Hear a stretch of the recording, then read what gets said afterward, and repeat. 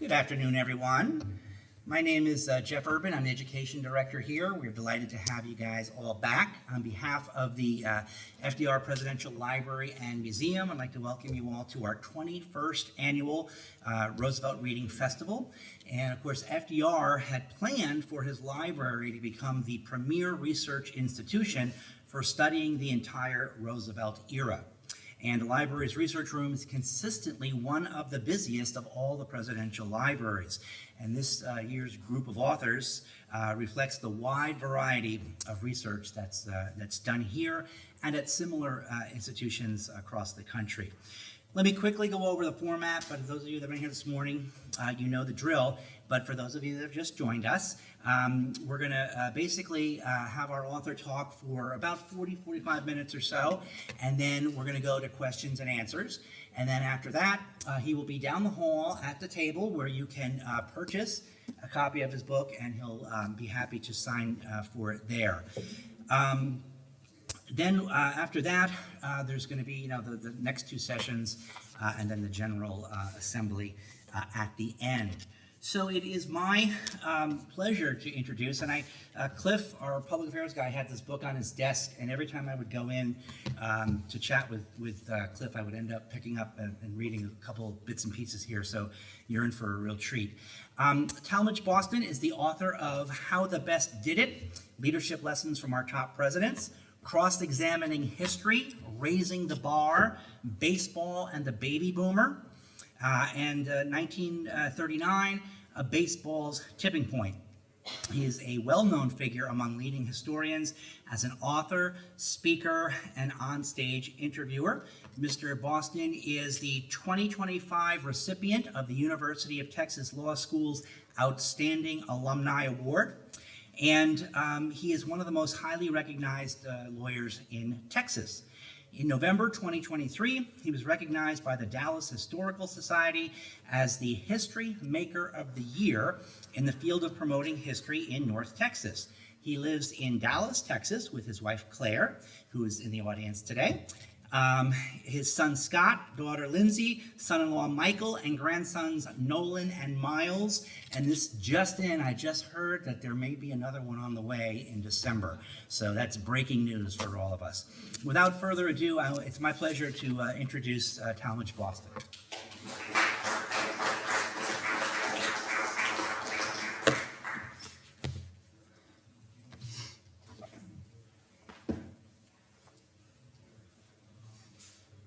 Good afternoon, Hyde Park book lovers, although I realize people came from all over this part of the country to attend this book festival. It's the first time I've ever been in this area, and we're having a great time. And since this region is so well known for its fascinating history, I'm going to assume that everybody in this audience loves history. You wouldn't be here if you didn't.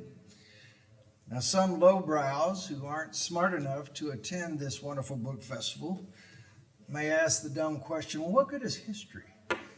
And my answer is always, well, there's two reasons. Number one, it shows us how much things change. Number two, it shows us how much things stay the same. And sometimes, because so many things stay the same, history can actually be applied to daily living. And that's my goal this afternoon, showing you that because of two timeless principles, the history I'm about to talk about can be applied by you going forward. First timeless fact that applies to all of us. To be a great leader, you got to be a great persuader. Second timeless fact. The traits that make somebody a great persuader are the same today as they were in George Washington's era. Now, as Jeff said in his introduction, my newest book, How the Best Did It, Leadership Lessons from Our Top Presidents, came out last year. It's a combination leadership / presidential history book, and its target audience is you. Anybody who is or aspires to be a better leader in whatever field of endeavor you happen to choose.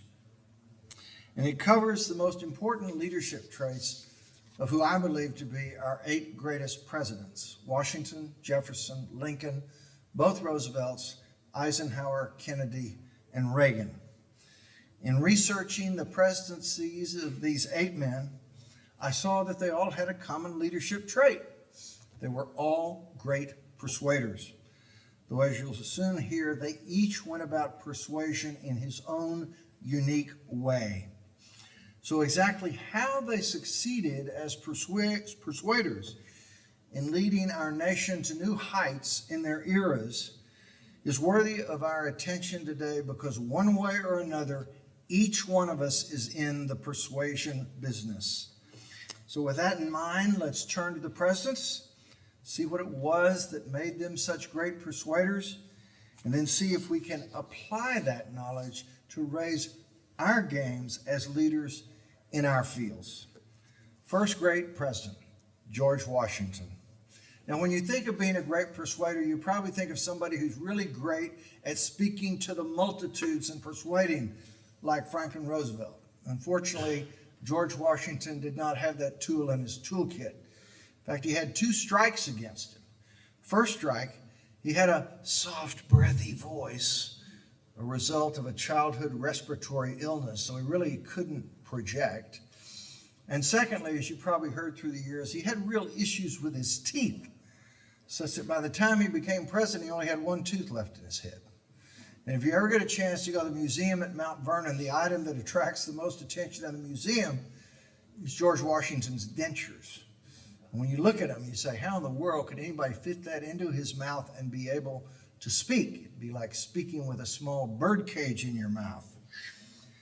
So, despite his voice and his teeth issues, what was it that made him so persuasive and magnetic that he would be the guy chosen by the Second Continental Congress to be our commander-in-chief during the American Revolution unanimously? That he would be chosen to be the chairman of our Constitutional Convention in Philadelphia in 1787 unanimously? That he would be chosen to be our first president of the United States by the American people and the electors unanimously? And for his second term, that he would be chosen by the American people and the electors again for his second term unanimously. Nobody wanted to oppose George Washington. You know you're a pretty darn good leader when nobody wants to ever run against you. So what was it that made him so persuasive and commanding in the way he went about his business? Well, for George Washington, there were several traits. First of all, he was persuasive because everybody knew of his heroic deeds. I mean, after all, he was our most courageous soldier during the French and Indian War. He led the American army to victory in the 8-year American Revolution. All 8 years, he's the head. Against incredible odds, we win the revolution. And of course, he served as chairman of the successful Constitutional Convention that led to the supreme law of the land, ultimately ratified by the states. So everybody knew about his heroics. And Washington, because of his voice, because of his teeth, whatever, he was all about deeds more than words. When he entered a room, people were very aware of what he had accomplished. He had that kind of stature that gained the trust of others. We all know actions speak louder than words. So if you want to lead like George Washington, ask yourself, are my past deeds in my field sufficiently well known that they provide a platform for my leadership? Besides his achievements, though, there were other ways that he was persuasive that earned him people's trust. The next way was he looked like a leader, straight out of central casting. Sharp dresser, perfectly groomed, moved with an athlete's grace, penetrating eye contact. The portrait artist Gilbert Stuart said, when you looked in George Washington's eyes, you thought you were looking into the most ferocious leader in the jungle. He always rode a gleaming, impressive white horse, and at 6'2", he was usually the tallest guy in the room. So he put all of these physical traits together, and he epitomized what is known as command presence, persuasion merely by his presence. So again, you want to lead like George Washington before your next big meeting or your next big presentation. Look in the mirror and ask yourself, how's my command presence these days? He was also an effective persuader because he had 100% integrity and thus 100% credibility. I'm sure you all are aware of the famous Parson Weems biography of Washington that was written in the early 1800s. In those days, you didn't have these wonderful research institutions, and if you're trying to write a cradle-to-grave biography, there's so little known about what happened during childhood or the formative years that Parson Weems was like a lot of biographers of his era. To tell the story, he had to make stuff up. And that's exactly what he did, creating the fable that Washington as a boy had chopped down the cherry tree and confessed to his father, "Father, I cannot tell a lie, I chopped down the cherry tree." Well, it was a fable, but it was a metaphor. George Washington's entire life, people knew he could not tell a lie, and thus, when he did speak, you could take his words to the bank. So, to lead like Washington, ask yourself, what's my reputation in my field for integrity and credibility? And then finally, Washington had a very rare political trait. He knew when not to speak in order to maintain unity in his organization. I suspect most people in this room have seen the Broadway musical Hamilton. And you're aware that during his first term, he had Alexander Hamilton as his Secretary of Treasury. He had Thomas Jefferson as his Secretary of State. They were fighting all the time over every issue. Of course, this is a brand new country. Unity is essential. Washington aspired to be unifier in chief. So at these cabinet meetings where they're entering into these daily arguments, Washington made it a point never to say publicly, I agree with one side and disagree with the other. No. His approach was, after hearing arguments for enough, he'd say, you guys need to go back to your office. You need to write a detailed position paper on your side of the argument. You submit it to me. I'll make the final decisions, but we're not going to stay here and keep arguing, and I'm not going to take sides. And so historian Mark Updegrove, former head of the LBJ Library, who's written lots of wonderful presidential biographers, concluded that, quote, conscious that political passions threatened to split the country, Washington largely kept his voice still so as not to add to the passions, keeping his opinions in check until policy decisions were required so as not to add to the divisions. So if you want to persuade like George Washington, ask yourself, do I know when not to speak in order to maintain unity in my organization? Second great president, Thomas Jefferson, like Washington, couldn't project, had a soft voice. In fact, one of the most interesting things I learned in researching my book is during his 8-year presidency, Thomas Jefferson gave a grand total of 2 speeches. His 2 inaugural addresses were the only speeches he gave during his presidency.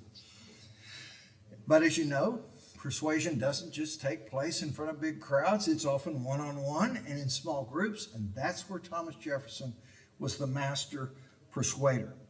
He knew upon becoming president that he had to do something to try to bring the country back together. His predecessor, John Adams, in many ways had a disastrous presidency. Adams was a Federalist. Congress was controlled by the Federalists. Adams had notoriously thin skin, and so he got tired of people criticizing him.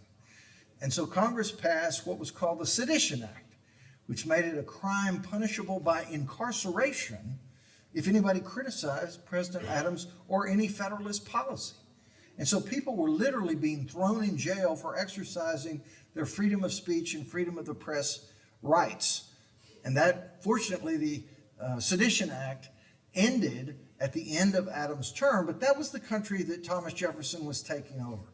So in that first inaugural address, toward the very beginning, he says to the crowd, look, folks, we are all Federalists and we are all Republicans, i.e. we are all Americans, and we better start acting that way or this country is not going to survive. And then Jefferson went to work to break down this polarization that had occurred during Adams' presidency. He came up with a bridge building strategy. He held dinners of between 10 and 14 people 2 to 3 times every single week during his 8-year presidency.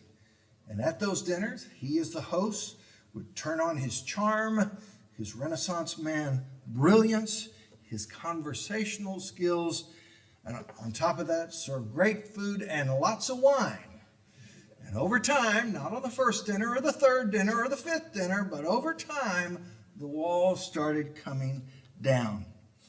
He built rapport and developed closer relationship with people on both sides of the aisle and used 2 timeless sayings that explained his skills as a persuader. The first, politics is all about relationships. You could say that about anything.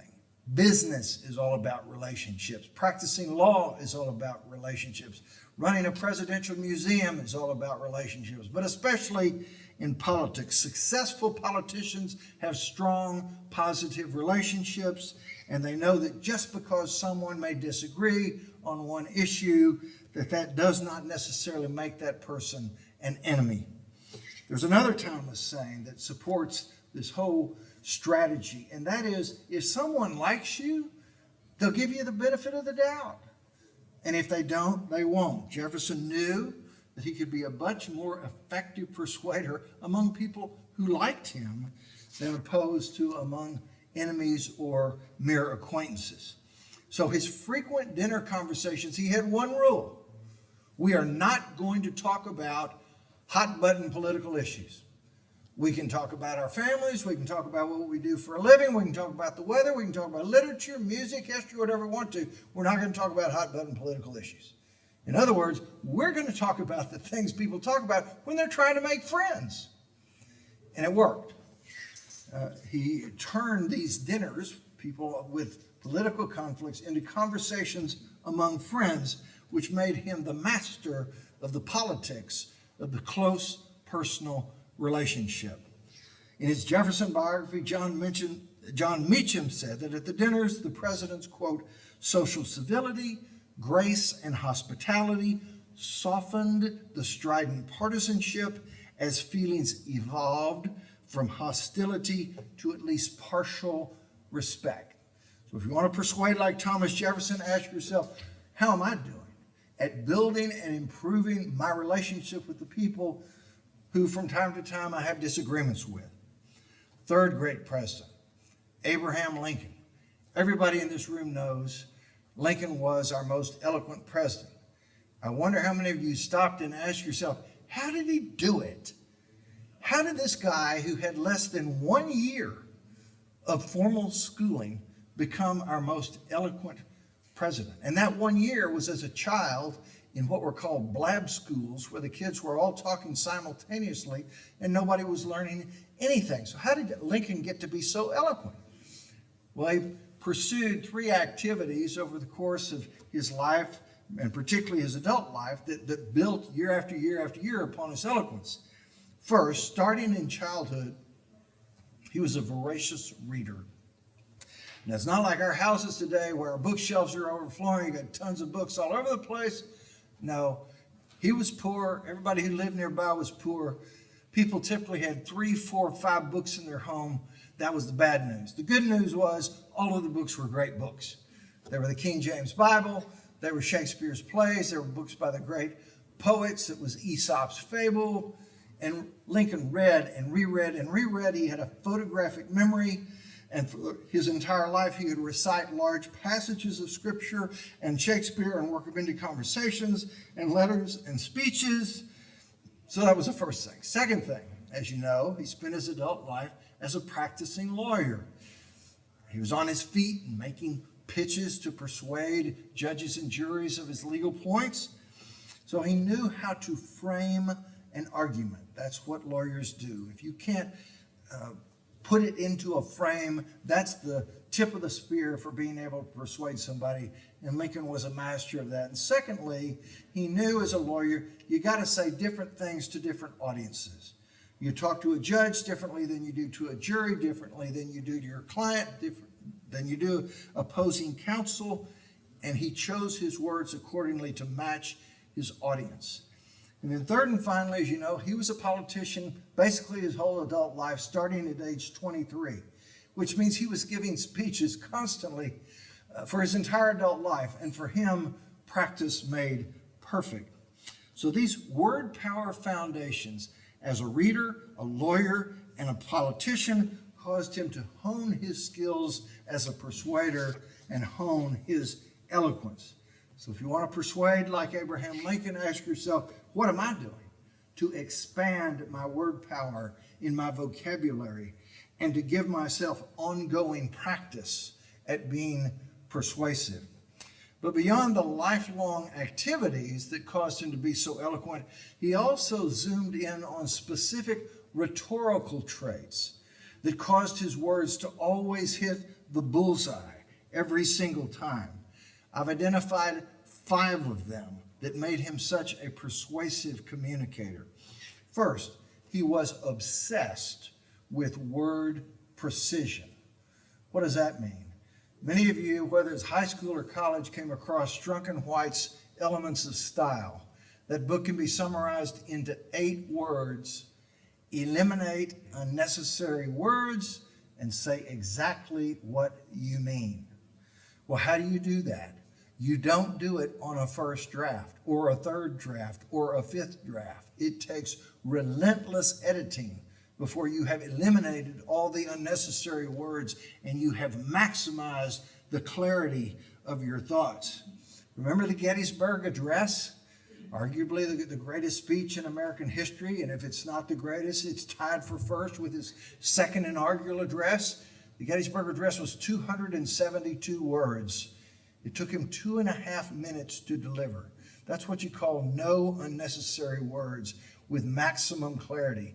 Last year I spoke at Gettysburg, wonderful new museum there that I recommend to you. Had a wonderful documentary about the Gettysburg Address, and the narrator said in less than 3 minutes, he changed the soul of a nation. So the metaphor I use is the metaphor of the screwdriver. Every time you turn that screwdriver, it gets tighter, tighter, tighter. Every time you take your text and go through it from beginning to end and edit it and think about taking out the unnecessary words and removing the ambiguities, it's tighter and tighter and tighter. And Lincoln was the master editor. So to persuade like Lincoln, ask yourself, how many rounds of editing do I go through before I'm satisfied that this is as airtight as I can make it? Second, like Washington, he never misrepresented or overstated anything. Remember his nickname, Honest Abe. You could take his words to the bank. Third, he knew how to build rapport with audiences using wit and telling stories.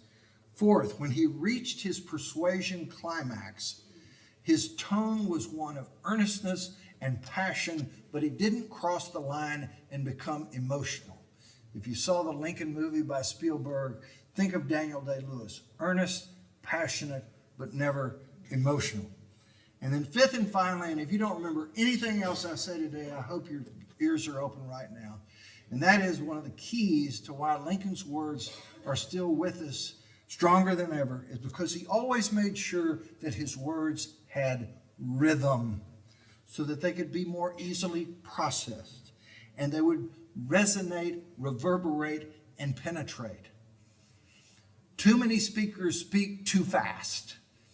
And when you speak too fast, the words don't even get into one ear. You have to have pauses, you have to change your tone, your volume before they enter the brain and can resonate, reverberate, and penetrate. And Lincoln grasped this better than anybody. Remember how the Gettysburg Address ends. This nation, under God, shall have a new birth of freedom.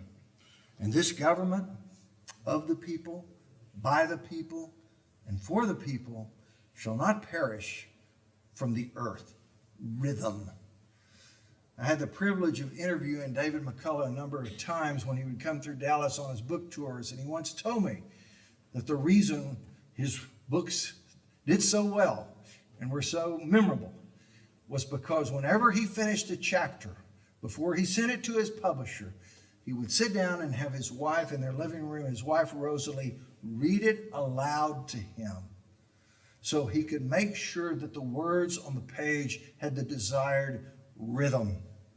So if you want to persuade like Abraham Lincoln, ask yourself, what am I doing to maximize my word power in terms of the credibility / integrity, using wit and stories, delivering at crunch time with earnestness and passion, and making sure that my words always have a rhythm to them so that they at least have some chance of being remembered. Our fourth great president, Theodore Roosevelt. Now, it was TR who you'll recall coined the phrase that when you get elected president of the United States, all of a sudden you have the power of the bully pulpit. And though TR spoke to crowds often from his bully pulpit, in fact, he didn't get Lincoln's memo on rhythm. He spoke too fast. And so for the most part, his words were not remembered. He was not a great public speaker. Yes, he was energetic, but because of the speed, his words didn't resonate, and for the most part were not memorable. But there was one area where he was great in persuading, and that was as a mediator. Some of you perhaps have been involved in mediation, but basically that's where you have two parties at war with each other. Maybe it's countries who are at war. Maybe it's businesses who are involved in a lawsuit, which is a form of war. And they're getting nowhere toward resolution. And so they call in a third party neutral to talk to them, listen to them, brainstorm with them, lean on them with the power of personality until they can find common ground to serve as the basis of resolution. And Roosevelt's success as a mediator on the national and world stage was unbelievable. In 1902, he's in his second year of his presidency, and there's the great national coal strike going on. The miners have all gone on strike, and winter is coming, and no progress is being made toward resolution, and half the country's going to freeze to death because nobody has coal. And so Roosevelt, even though no American president had ever gotten involved in a labor dispute before, Roosevelt said, I got to do something or we're about to have a disaster. So he called in the leaders of the coal miners, the leaders of the coal companies, talked, listened, brainstormed possible areas for common ground, and used that electric personality that you've seen in the newsreels and got them to agree to binding arbitration on the issues that had led to the strike. Word went around the world. This guy's amazing.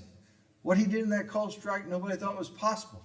So lo and behold, the head of Russia and the head of Japan, they're at war with each other. People are dying, and they say, hey, President Roosevelt, you think you can do for us what you did with the coal industry? He said, I'll give it a shot. So sure enough, he brings the leaders in and works out a peace that causes him to win the Nobel Peace Prize. A year later, there's a dispute in Morocco that he mediates and settles, and a couple years later, a dispute at the Hague Convention that he settles in 1907. So how did he do it? What was it? Well, he used his energy, his brilliance. He's probably our highest IQ president. He wrote more books than any presidents. He read more books than any presidents. Like Lincoln, he had a photographic memory and could plug all that knowledge in wherever he needed it. And in her biography of Theodore Roosevelt called The Bully Pulpit, Doris Kearns Goodwin described his power as a mediator this way. He used his unusual powers of concentration. If you're a mediation, you're thinking about this dispute, nothing else, total concentration. His rich cadre of ideas to come up with possible areas of common ground, his ruthless single-mindedness. Nothing else matters except that we got to get this matter settled. Single-mindedness, together with his warmth, his unabashed intensity, and pluck of personality that move people toward settlement.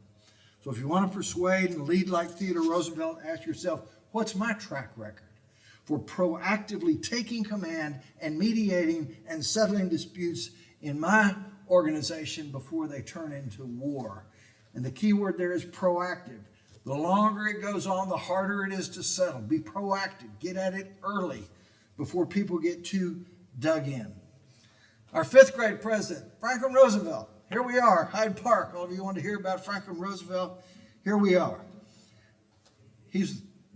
We always think of Reagan as a great communicator. Everything Reagan ever knew about communication he got from Franklin Roosevelt. Who was his great hero? Reagan voted for Franklin Roosevelt all 4 times. But FDR, as you know, was great in two areas of speaking to the public. One was his oratory.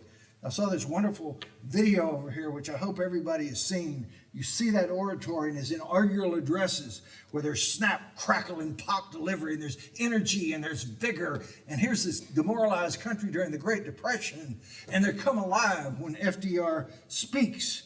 You remember that first inaugural address. Here's America in the middle of the Great Depression. People are hungry, and they're homeless, and they're worn out.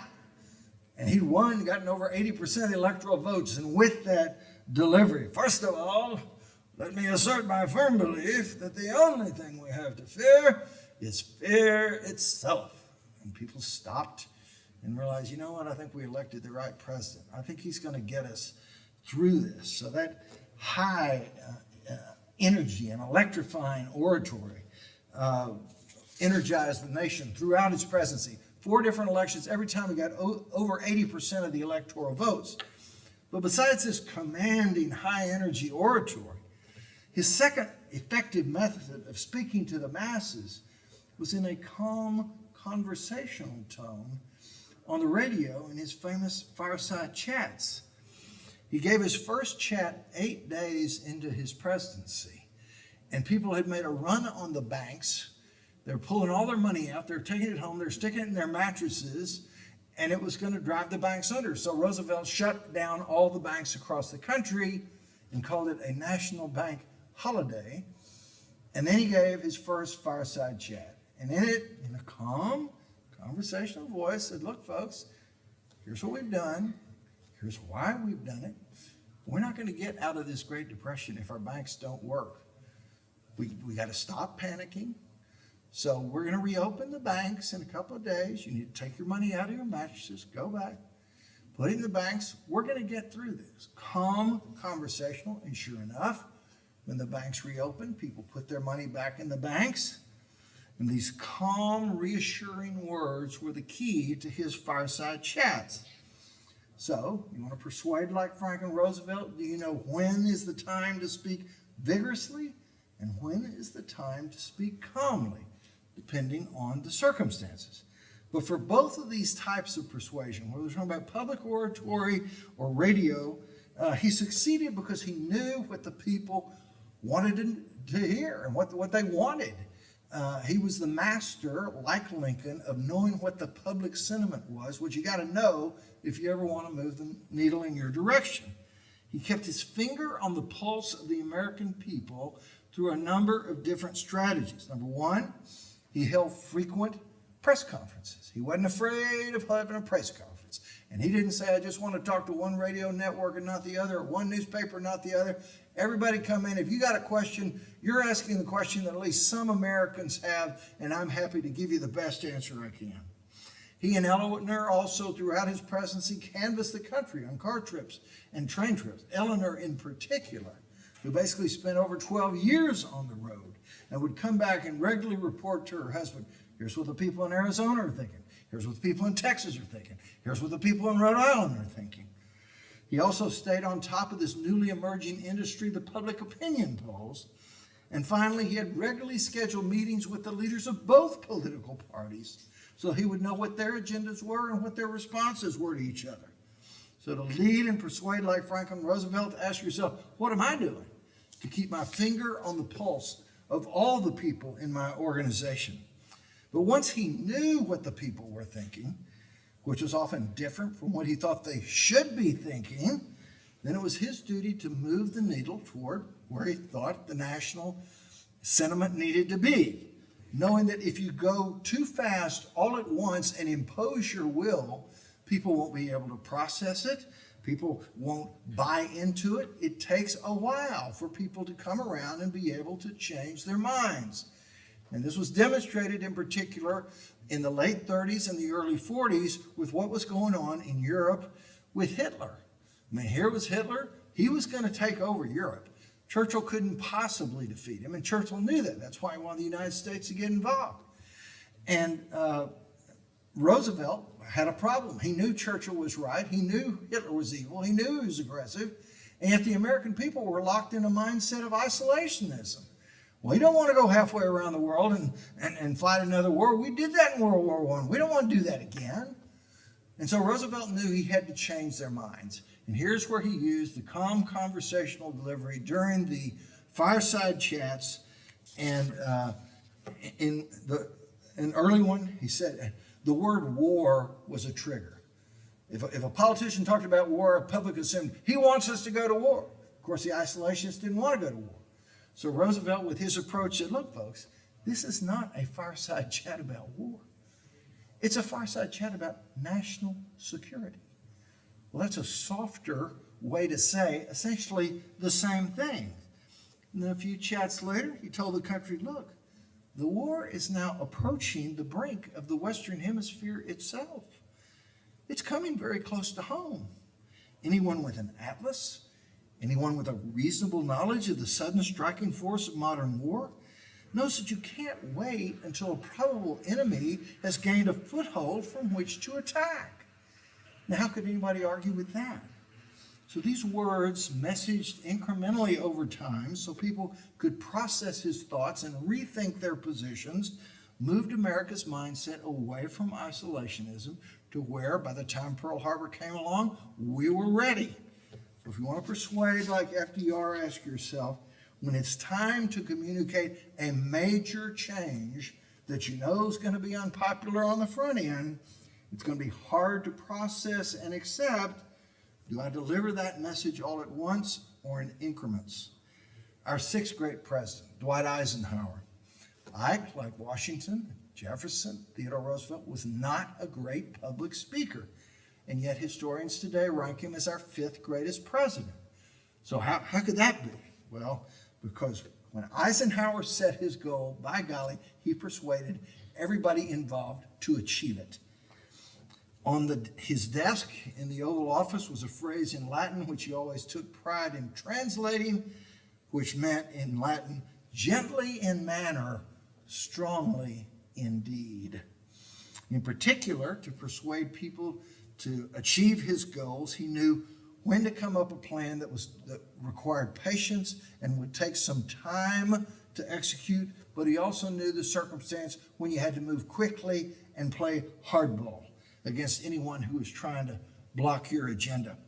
An example of his exercising patience to achieve his objective came during the Red Scare in the McCarthy era. Harry Truman, as you recall, had been president when McCarthy had risen to power with his bogus claim that the State Department was overrun with communists, and Truman's approach was to publicly insult McCarthy, say he was a liar, saying he was full, saying nobody should believe him, and all it did was cause McCarthy's stature to rise, at least among a significant chunk of the American people. Eisenhower saw that and said, I'm going to do differently. I'm not even going to mention McCarthy's name in public. What I am going to do is devise a strategy that will give him enough rope to hang himself. And it took a year, but it culminated with the Army McCarthy hearings. And there, the lawyer Joseph Welch got to be the guy who knocked McCarthy out, and Eisenhower never had to get his hands dirty. But an example of Ike's knowing when to move quickly and play hardball came right before the election for his second term in October 1956. America's great longtime allies, England, France, and Israel, had gotten together, invaded Egypt, and seized the Suez Canal. And they had done it even though beforehand Eisenhower said, don't you do that. Let Egypt have the Suez. You attack the Suez and the Egyptians, you are inviting the Soviet Union into the Middle East. You're going to be disrupting the balance of power. Don't do it. And they did it anyway because they thought they could get away with it. So as soon as they did, Eisenhower went straight to the UN, got the UN to impose severe economic sanctions, and all of a sudden, the three nations who had seized the Suez couldn't get oil. And they reached out to President Eisenhower, hey, can you get us some oil? No, you should have thought about that before you invaded the Suez. Their economies collapsed. Hey, President Eisenhower, can you let us have some dollars to help stabilize our pound? No, you should have thought about that before you invaded the Suez.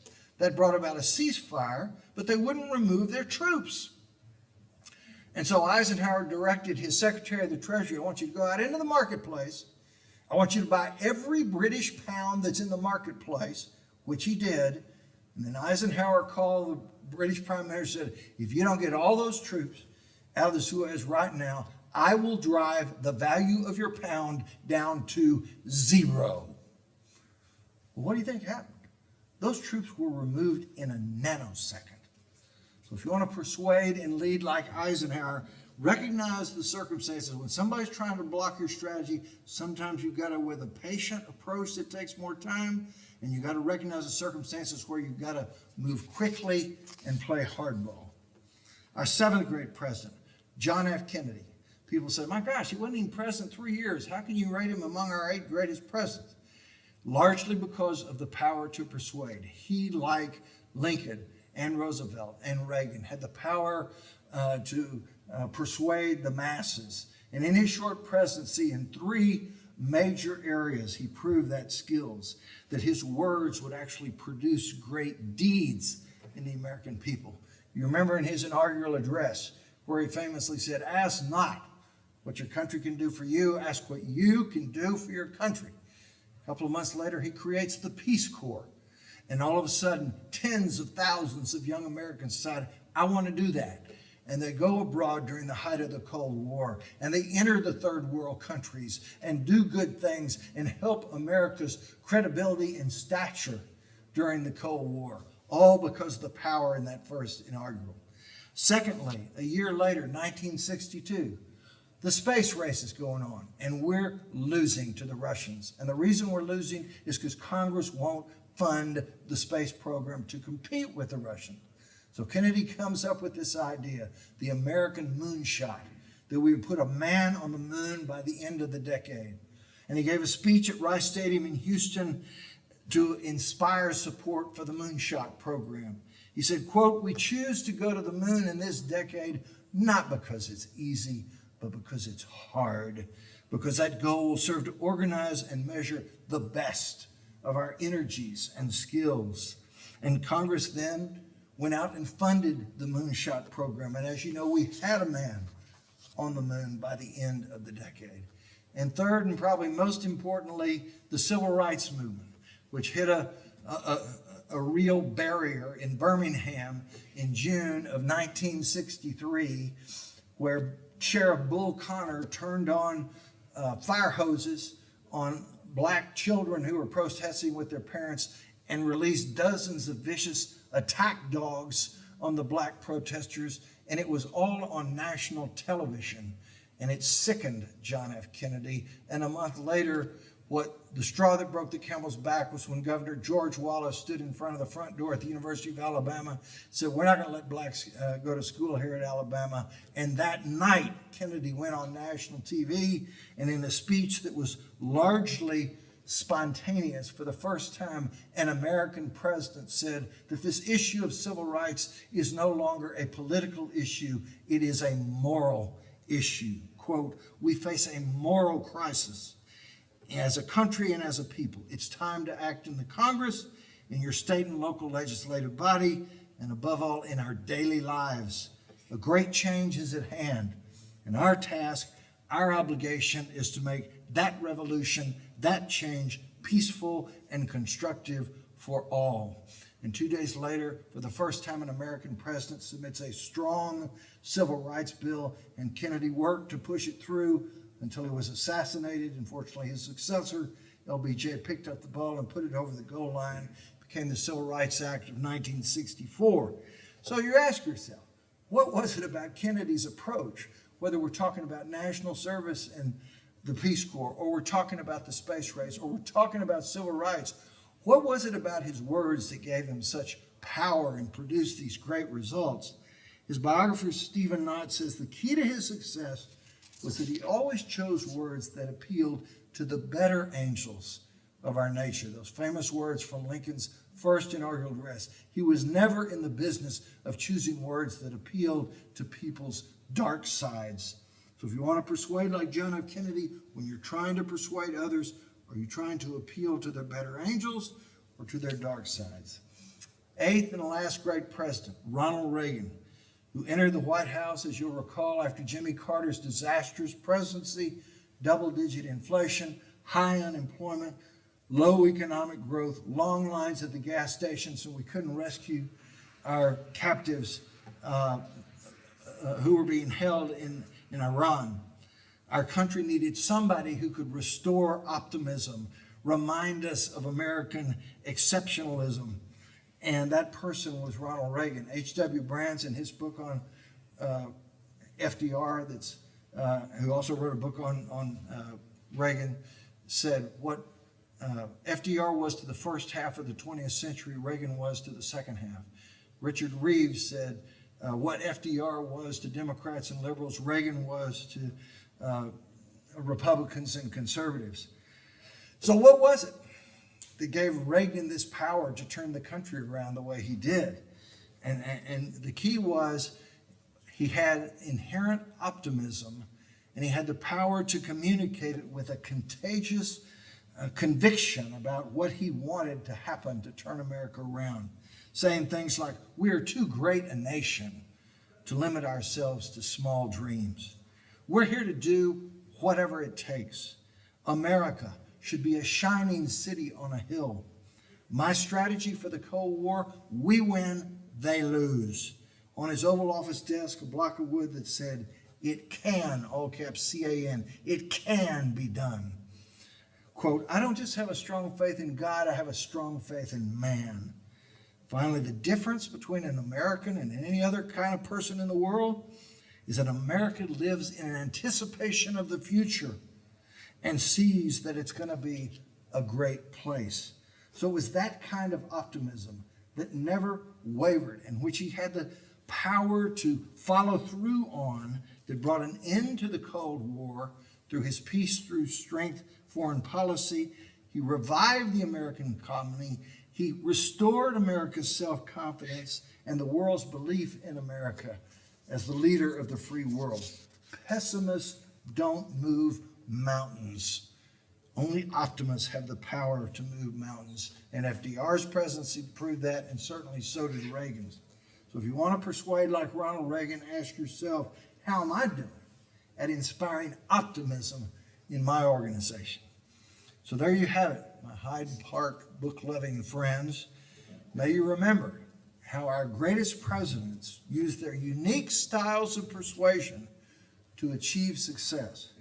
Washington, persuasion, as an accomplished command presence with unwavering integrity/credibility, who knew when and when not to speak to maintain unity. Jefferson, persuasion as a relentless relationship builder. Lincoln, persuasion by maximizing word power through clarity, sincerity, and precision. Theodore Roosevelt, persuasion as a mediator with the power to find common ground between conflicting factions and get them to sign off on peace. FDR, persuasion by knowing when to speak forcefully and when to speak calmly, and knowing what the public sentiment was and how to move it incrementally. Eisenhower, persuasion by knowing the circumstances when you need to be patient and the circumstances when you need to move quickly and play hardball. Kennedy, persuasion by inspiring people to be guided by the better angels of their nature. And finally, persuasion driven by constant, sincere optimism. So now that you know the history behind how the best did it, may you apply it to your leadership persuasion repertoire. Thank you.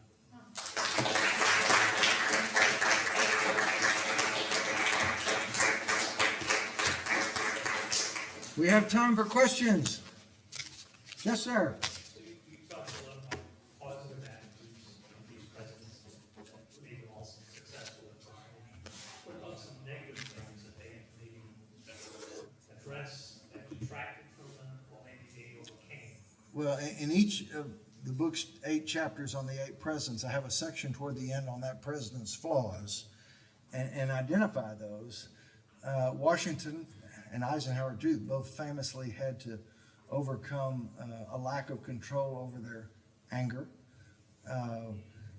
Jefferson obviously had certain blind spots vis-a-vis racial relations and slavery and the whole Sally Hemings deal. And So, you know, when I started writing the book, my friend Mark Updegrove, former head of the LBJ Library, current head of the LBJ Foundation, who's written a lot of wonderful presidential history books, said, you got to have a section in each chapter on the president's flaws. None of these people belong on pedestals, so I don't want to pretend like the flaws weren't there, and I go into detail in them. But this book, I'm not going to try to overdo it with telling you about what people do that cause them to be unsuccessful leaders. I want the focus to be on the positive and the traits that cause them to have success. And also at the end of every chapter, I have what's called a personal application section, where I ask a series of questions for the reader to ask him or herself, how am I doing in these particular leadership traits that caused George Washington to be president? The next chapter that caused Thomas Jefferson to be a successful president, and so forth. So I think you can't. It's best to lead by example, and that's really where the focus is, for it to be a leadership book. I don't think anybody's ever going to write a successful leadership book by saying, here's what not to do. Because we all know that there's all kinds of ways to screw things up. But how about what to do that, no doubt about it, and history proves once and for all, is going to result in success? Yes, sir. Your point about Eisenhower is very interesting. Do you think that he could have done more regarding civil rights? I mean, his actions in Arkansas certainly got everybody's attention, but would he have done more in that area? I think with Eisenhower, you have to look at it the same way you have to look at Lincoln. And that is, you have to have your finger on the pulse of where the American people were. And you have to move incrementally. He did choose Earl Warren to be the Chief Justice of the Supreme Court, who in fact, his court was so instrumental in the progress of civil rights. And certainly what Eisenhower did in Little Rock was critical to enforcing Brown versus Board of Education. There are people who criticize Eisenhower for not moving stronger and quicker, but that's all tied, just as Lincoln couldn't start his term by being an abolitionist. He never would have gotten elected. And it would have all kinds of pushback, and that's the great presence, and nobody's was better at that than Franklin Roosevelt in terms of knowing where the public sentiment was, knowing you have to move it incrementally, and if you move it too fast, there'll be blowback. And so I personally agree with the overwhelming majority of historians, and that is that knowing the spirit of the time and knowing how strongly he acted in Little Rock, I give him good marks on civil rights. Yes, sir. What do you think Lincoln's flaws were? Lincoln didn't have many flaws. He was, maybe you could argue to say, he was a little too patient in terms of, at the start of the war, here's George McClellan, who's a jerk and who won't get his men to fight, and yet Lincoln was very patient and gave McClellan lots more time than he probably deserved, which probably prolonged the war. It took a while to find the right general. In fact, it really took until 1864 when he finally seized on Ulysses Grant, who understood that the only way we're going to win this war is a hard war, and do what he did. So that's probably because of this patience. Some people say, well, he didn't move quick enough. He was too deliberate. But again, as with Eisenhower, these are political geniuses who have their finger on the pulse of the American people and know that to accomplish my goals, it's got to be at a pace that's going to work. And so both Lincoln and Eisenhower, I think, were masters of that.